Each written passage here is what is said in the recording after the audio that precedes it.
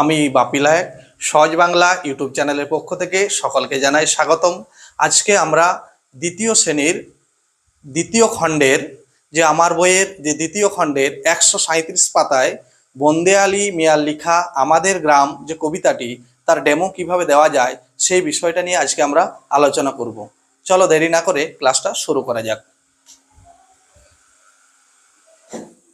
Good morning student, তোমরা সকলে কেমন আছো? ভালো আছো? আচ্ছা আচ্ছা, আমিও ভালো আছি। আজকে আমি কয়েকটা ছবি আঁকছি, দেখো বোর্ডে, তোমরা ভালো করে লক্ষ্য করো। আচ্ছা বলো তো এটা কিসের ছবি আঁকছি? বলো বলো। হ্যাঁ ঠিকই বলেছো, এটা হচ্ছে, বলো বলো, ঘরের ছবি আঁকছি। হ্যাঁ ঠিক বলেছো, ভালো করে দেখো। হ্যাঁ আচ্ছা, এটা কিসের ছবি? ঘরের ছবি আঁকছি, ঠিক বলেছো। আচ্ছা আচ্ছা, এগুলো কি বলো তো? দরজা, আর এগুলো জানালা, তাই তো? আচ্ছা ঠিক আছে। আচ্ছা বলো তো এটা কিসের ছবি আঁকছি? বলো বলো। বাড়ির ছবি, হ্যাঁ ঠিক বলেছো, খুব ভালো বলেছো। আচ্ছা এটা এটা বাড়ির ছবি। আচ্ছা এই বাড়িগুলো কোথায় দেখা যায় বলো তো? কোথায় দেখা যায় এই বাড়িগুলো? বলো বলো। কোথায় দেখা যায়? গ্রামে দেখা যায়, হ্যাঁ। আচ্ছা এই বাড়িগুলোর ছাউনি কিসের হয় বলো? খড়ের, ঠিক বলেছো, এগুলো হচ্ছে খড়ের ছাউনি থাকে। আচ্ছা এই বাড়িগুলো কোথায় দেখা? আচ্ছা এটা কিসের ছবি আঁকছি বলো? বলো একজন বলো। আচ্ছা রাম তুমি বলো এটা কিসের ছবি? বলো। গাছের ছবি আঁকছি, খুব ভালো বলেছো, এটা হচ্ছে গাছের ছবি। ঠিক আছে। আচ্ছা আর এটা কি বলো তো? রাস্তা, কাঁচা রাস্তা, গ্রামের মেঠো রাস্তা। আচ্ছা তাহলে এই বাড়িগুলো কোথায় দেখা যায় বলো তো? গ্রামে না শহরে? আচ্ছা তোমাদের গ্রামেও দেখা যায়, আচ্ছা আচ্ছা খুব ভালো। আজকে আমরা তাহলে আজকে আমরা এই এই গ্রাম নিয়ে একটা কবিতা লিখেছেন একজন, সেই কবিতাটা নিয়ে আলোচনা করব। সেই কবিতাটার নাম হলো আমাদের, তোমরা আমার বইটা বের করো, আমাদের গ্রাম। একজন কবি লিখেছেন। আচ্ছা তোমরা দু একজন কবির নাম বলো তো। বলো। রবীন্দ্রনাথ ঠাকুর, ঠিক বলেছো। আচ্ছা অর্ণব তুমি বলো একজন। সত্যেন্দ্রনাথ দত্ত, ঠিক বলেছো। ওই রকমই একজন কবি ছিলেন যার নাম হচ্ছে কি বলো জানো? তার নাম হচ্ছে বন্দে আলী, বন্দে আলী মিয়া। উনি এই কবিতাটি লিখেছেন। বন্দে আলী মিয়া, বন্দে আলী মিয়া এই কবিতাটি লিখেছেন আমাদের গ্রাম। তো আমি প্রথমে কবিতাটা পড়ছি, তোমরা মনোযোগ দিয়ে শোনো আর বইয়ে দেখো, ঠিক আছে? আমাদের ছোট গ্রামে ছোট ছোট ঘর, থাকি সেতা সবে মেলে নাহি কেহ পর, পাড়ার সকল ছেলে মোরা ভাই ভাই, একসাথে খেলিয়ার পাঠশালে যায়, হিংসাও মারামারি কভু নাহি করি, পিতামাতা গুরুজন সদা মরা ডরি। শুনলে কবিতাটা? ভালো লেগেছে তোমাদের? আচ্ছা আচ্ছা ঠিক আছে।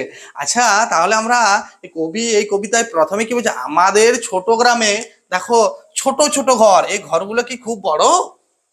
বলো তুমি। হ্যাঁ না খুব বড় নয়, কিন্তু তোমাদের কাছে বড় ঘর দেখা যায়। আচ্ছা আচ্ছা আচ্ছা ঠিক আছে, সেগুলো হচ্ছে পাকা বাড়ি, তাই তো? আর এগুলো হচ্ছে কাঁচা বাড়ি। তাহলে আমাদের ছোট গ্রামে ছোট ছোট ঘর, থাকি সেতা সবে মেলে নাহি কেহ পর। সেখানে কি তোমরা যেমন এখন পাশাপাশি বসে আছো, কেউ কি তোমাদের পর? না। ঠিক সেরকম গ্রামে যেখানে থাকো তোমরা, সেখানে কি কেউ কারু পর নয়। থাকি সেতা সবে মেলে নাহি কেহ পর। সেতা মানে কি? সেতা মানে হচ্ছে সেখানে। থাকি সেতা সবে মেলে নাহিকের ওপর, পাড়ার সকল ছেলে, পাড়ার সকল ছেলে মোরা ভাই ভাই। মোরা ভাই ভাই, মোরা মানে কি গো? বলো বলো একজন বলো। মোরা মানে, মোরা মানে, অর্ণব তুমি বলো মোরা মানে কি? মোরা মানে হচ্ছে আমরা। মোরা ভাই ভাই একসাথে খেলি আর পাঠশালে যায়। আমরা একসাথে কি করি? গ্রামের সকল ছেলে মেলে কি একসাথে খেলি আর পাঠশালে যায়, একসাথে খেলাধুলা করি। তোমরাও তো টিফিনের সময় একসাথে খেলাধুলা করো, তাই তো? আর গ্রামের সবাই একসাথে, ছেলে মেয়ে সবাই একসাথে খেলাধুলা করে, একসাথে খেলি আর পাঠশালে যায়। পাঠশালা মানে কি বলো তো? পাঠশালা মানে কি? পাঠশালা মানে কি বলো? পাঠশালা মানে কি? পাঠশালা মানে হচ্ছে বিদ্যালয়, তাই তো? পাঠশালা মানে হচ্ছে বিদ্যালয়। একসাথে খেলি আর পাঠশালায় যায়, হিংসা ও মারামারি কভু নাহি করি। আচ্ছা, হিংসা ও মারামারি কভু নাহি করি একসাথে খেলিয়ার পাঠশালে যায়।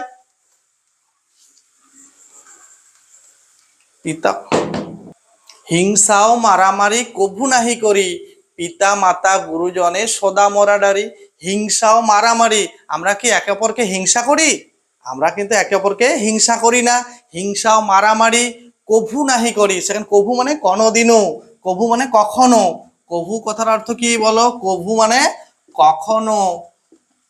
কখনো আমরা কিন্তু হিংসা ও মারামারি কভু নাহি করি, পিতা মাতা গুরুজনে সদা মরাডরি। আচ্ছা, পিতা মাতা গুরুজনে, গুরুজনে মানে কি বলো তো? গুরুজন আমরা কাকে বলি? আচ্ছা অয়ন, তুমি বলো তো গুরুজন আমরা কাকে বলি? তোমার বাড়িতে কে কে গুরুজন আছে? বাবা আছে, মা আছে, আচ্ছা আচ্ছা, তোমার দাদু আছে, আচ্ছা আচ্ছা, এরা সবাই গুরুজন। তাহলে আমরা গুরুজন কাকে বলবো? সোমা, তুমি বলো তো গুরুজন আমরা কাকে বলবো, বলো? যারা বয়সে বড়, খুব ভালো বলেছো, যারা হচ্ছে বয়সে বয়সে বয়সে বড়, বয়সে যারা যারা বড় তাদেরকে আমরা কি বলি? গুরুজন বলি। তাহলে সদা মরা, সদা মানে কি সর্বদা, গুরুজন সদা মরা ডরি, অর্থাৎ আমরা গুরুজনকে সবসময় কি করি? ভয় করি। তাহলে আজকে ক্লাসটা এই পর্যন্ত। তোমরা কেউ কোনো প্রকার গোলমাল করো না, ঠিক আছে? আমরা পরের ক্লাসটা, পরের দিন আমরা পরের স্তবকটা নিয়ে আলোচনা করব। আজকে এই পর্যন্ত, তোমরা কেউ গোলমাল করো না, পরের স্যার আসছেন। এইভাবে আপনারা ডেমো ক্লাসটা নিতে পারেন বা অন্যভাবেও নেওয়া যেতে পারে।